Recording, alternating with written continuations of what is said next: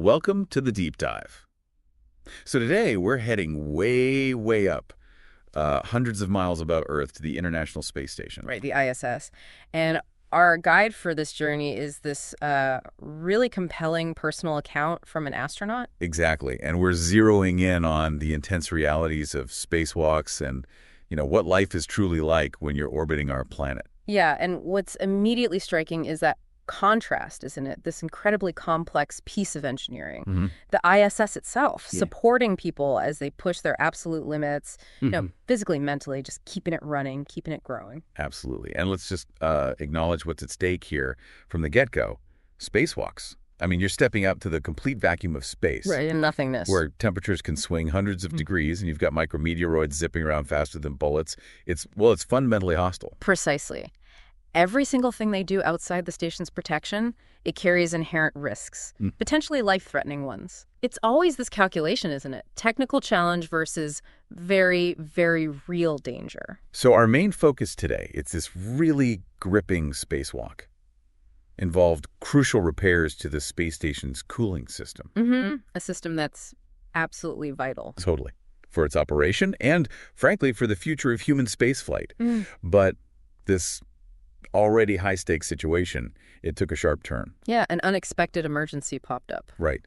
And we'll also be looking at what led up to this, the immediate fallout, and even a later unplanned spacewalk triggered by a human moment. Let's just say a human moment with some pretty significant orbital consequences. Okay, so we're not just looking at the, the technical side of things, how they did the tasks. No. We're also diving into the human element, the huge amount of prep, the teamwork, which is critical. Absolutely. Those moments of just intense pressure and, even the mistakes that can happen when you're operating in such an unforgiving place. Okay, let's unpack this eventful second spacewalk then. The initial plan, it had two main goals. First, our astronaut and their colleague, Kentrala, they needed to replumb part of the cooling system, basically making sure a spare radiator could be used later if needed.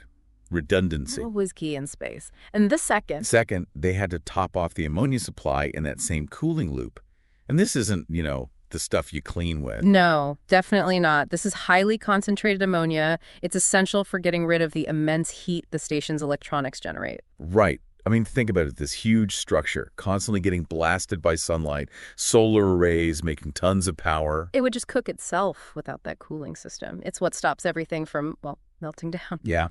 And as our source points out, this whole system, it's an engineering marvel in itself, built piece by piece over hundreds of previous spacewalks. It's like this giant, incredibly complicated Lego set built by generations of astronauts. So, okay, even before they floated out the airlock, the prep was intense. Exhaustive, I bet. Totally. Days spent checking suits, equipment, going over these detailed procedures again and again. And holding those conferences with the ground experts, right? Getting everyone on the same page. Exactly. And our astronaut even had this specific personal challenge. Their glasses. Oh, yeah. What was the issue? Apparently, the Fresnel lenses built into the helmet visor, they just didn't work well with their eyesight on the first spacewalk. Ah, so what did they do? Well, this is where the ingenuity comes in. They ended up taking the glasses to their head. Seriously, that's amazing. Like such a low-tech fix for a super high-tech problem. Isn't it? It really captures something about space exploration, that need for human adaptability when you face unexpected issues with, limited stuff around you. Totally. And then they had to travel, 150 feet from the airlock? Yeah, 150 feet. Had to link both their safety tethers together just to make the distance. Wow. That really gives you a sense of the sheer scale of the ISS exterior. It's enormous. And during that trip across the station, our astronaut describes being really struck by the damage, from micrometeoroids and orbital debris. Right, those tiny impacts over years and years. Yeah, they described seeing pits in the metal handrails going all the way through like bullet holes. Whoa! That paints a vivid picture, doesn't it? A constant, quiet reminder of the hazards just floating around up there in a low Earth orbit. Definitely. And once they got to the work site, the teamwork, it sounds like it was incredibly smooth. Yeah, the Ground 5E, Megan MacArthur, a veteran astronaut, guiding them. And our astronaut talks about this uncanny level of efficiency with Kayabel, communicating almost without words. Right. Like they were so in sync, they didn't even want to talk about how well it was going, just in case they jinxed it. I get that feeling, that shared unspoken rhythm when things are just clicking. But the task itself, dealing with that ammonia, Yeah. that was anything but simple. No kidding. Our source really emphasizes how dangerous that stuff is. 100 times stronger and much more lethal than household ammonia. A leak inside the station. Yeah. It could have been fatal in minutes. Yeah. So the focus required had to be absolute. Every move, incredibly precise to make sure none of that stuff contaminated their suits. It just underlines the incredibly high stakes. One tiny mistake, catastrophic consequences for everyone on board. Right. And then our astronaut got assigned a slightly different task. Probably. Working on the CETA cart brake handle. The CETA cart is basically like a mobile platform on the station's truss. Okay, like a little trolley. Sort of, yeah. And its brake had an issue. But this job was seen as less critical than the ammonia work, and it physically separated our astronaut from Kagel. Ah, I see. And you can really sense the astronaut's internal conflict about that in the account. Yeah. How so? They were worried, being too far away if KHL ran into trouble with those complex, dangerous ammonia connections. Right. That tension between sticking to the plan and that, gut feeling of needing to be there for your crewmate. Exactly. And while all this super high-pressure work is going on, there's this sudden, almost surreal moment. Unexpected beauty. What happened? The venting of the ammonia system. It created this huge plume, described as like a giant cloud of snow. Its particles glistening against the blackness of space. That's incredible. Such a stark, beautiful image against the backdrop of all that danger. A truly breathtaking sight, right next to a potentially deadly job. Yeah. But that moment didn't last. Things changed. Yeah, abruptly. The tone from the ground team suddenly got way more urgent. Okay. They were getting close to a loss of attitude control. LOAC condition. LOAC, what was causing it? Apparently, the ammonia they were venting, the station sensors were picking it up, and it was potentially messing with the control moment gyroscopes. Ah, the gyros, the things that keep the station pointing the right way. Exactly. Those systems are crucial for keeping the station stable, and importantly, keeping communications locked with Earth. So the venting, which was necessary for the repair, was accidentally acting like tiny thrusters, pushing the station around just enough to potentially overwhelm the gyros. Okay, that's bad. Losing attitude control could mean losing that comms link with the ground. Terrifying, right? Yeah. Especially when you're outside on a spacewalk. So one operation on one system unexpectedly impacting a totally different critical system. That shows you how interconnected everything is up there. Absolutely. So the plans had to change, like right then and there. What did they do? Ground control made the call. Redeploy your radiator immediately. Forget the other tasks they had planned. The risk to the gyros was just getting too high. Wow. Real-time decision-making. Yep. And there was even talk about maybe needing to hand over attitude control to the Russian segment of the station. Which comes with its own set of risks, right? Their thrusters use that hypergolic fuel. Nasty stuff. Exactly. Highly toxic. So you can just feel the tension ratcheting up. Yeah, and that feeling of isolation must have just intensified. Relying on each other, relying on the ground, but knowing that link could just sever. It has this huge layer of vulnerability. Yeah. So they start heading back towards the airlock. Mission basically cut short. But it wasn't over yet. Not quite. One last urgent request from the ground. Despite being completely wiped out, our astronaut gets asked to go back to the vent valves. Some telemetry data looked off, concerning. Oh, man. After everything, having to turn around. Right. And this is where things got really disorienting. It was dark. Total blackness outside the helmet lights. Yeah. Trying to visually check these valves. Yeah. And the astronaut just completely lost their sense of orientation. Couldn't tell up from down. Just lost in the void. Whoa. That's terrifying. It really shows you how much they rely on visual cues and how easily that gets disrupted in the dark. Mm-hmm. You can see why sometimes they pause external work during the night passes. It minimizes that risk when your basic senses are compromised. So how did they reorient? It was incredibly. City lights, far below on Earth. No way. Yeah. Spotted the distinct patterns of Dubai and Abu Dhabi. And that tiny pinprick of familiar light in all that blackness was enough to give them their bearings back. Wow. That's a powerful image. Yeah. Distant cities providing the anchor point in space. Isn't it? And despite just being utterly exhausted, they pushed through, got the valve check done, and finally made it back to the airlock. Must have been pure relief. Oh, immense. But even just connecting the oxygen and cooling umbilical back inside was a struggle. It just shows the incredible physical toll these EVAs take. Absolutely. Sheer exhaustion. And then that moment, right after repressurization, Yeah. just looking at Cariel, no words needed. Yeah. That shared look. It just conveyed everything, didn't it? That deep understanding of having faced something incredibly dangerous, pushing themselves to the absolute limit together. Mm-hmm. A bond forged in that extreme adversity. You don't forget experiences like that. Absolutely not. It's that shared confrontation with the edge and coming back that creates this incredibly strong connection. Definitely. Now, you'd think after that, things might calm down for a bit on the ISS. You would hope so. But nope. Just a few days later, our astronaut and KL find themselves completely unexpectedly giving testimony via video link. To who? To the U.S. House of Representatives Committee on Science, Space, and Technology. Wow, really? No. Zero prep, zero notice. Just boom, you're talking to Congress. That's quite a shift. From near-disaster spacewalk to congressional hearing. Right. It's such a stark reminder that even way up there, they're still connected to the whole political and bureaucratic world down here. Yeah, the questions about international cooperation, especially with the Russians, given, geopolitics, and the constant questions about funding for future missions like Mars, it really shows how their work is tied into everything back on Earth. Exactly. And then, fast forward a couple of weeks, a real fire alarm goes off. Oh, come on. Seriously? Yep. Thankfully, it was traced pretty quickly to a biology experiment. False alarm, essentially. Okay. Phew. But still, a potent reminder of the constant potential dangers inside that closed environment, and actually a useful, if unplanned, chance to run through emergency procedures. Yeah, those drills, even when triggered unexpectedly, are crucial. Keeps everyone sharp, reinforces that constant vigilance you need up there. Then December rolls around, and a much-anticipated resupply mission arrives at Cygnus spacecraft. Ah, supplies.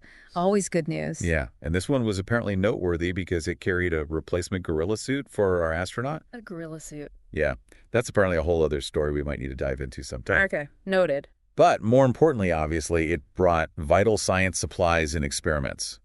And our astronaut actually gave up their chance to operate the station's robotic arm for a satellite capture. Oh, really? Why? Let Kiliel take the lead on that complex task instead. Ah, that's pretty cool. Speaks volumes about the teamwork, right? Prioritizing the mission and maybe a crewmate's experience over your own moment.